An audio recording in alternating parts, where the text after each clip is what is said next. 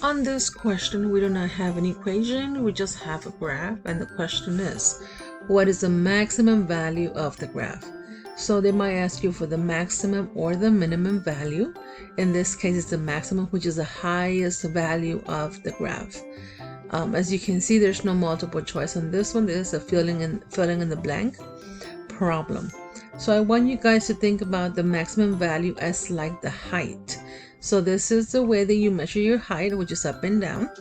So if you look at the graph, the highest point is this part right here.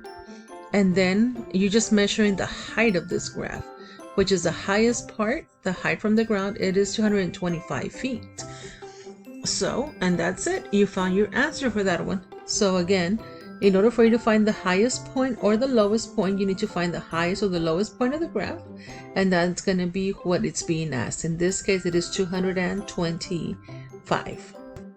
Another word that you have to remember, and these are like the easiest one, is you just have to remember what these words mean. It's asking which one represents the vertex. So the vertex is basically the turning point. So for example, in this one, it's going down, down, down, down, down, down, down, down, down, and then it goes back up. So we're looking for the vertex, which is a turning point, which is right here at this part. And we already found that point. Now you're looking for the location or the coordinates. So if you were to get this one and move it up to the x, it's going to touch here at 1. And then if you're going to get this same one and move it to the y, it's going to touch at -2.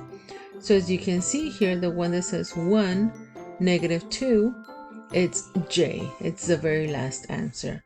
And these are really easy to get. These are like the easiest questions on the test. You just have to remember what each word stands for. Again, the vertex is a turning point. It could either be going down and then up, or it could be going up and then down. And that's it on this one.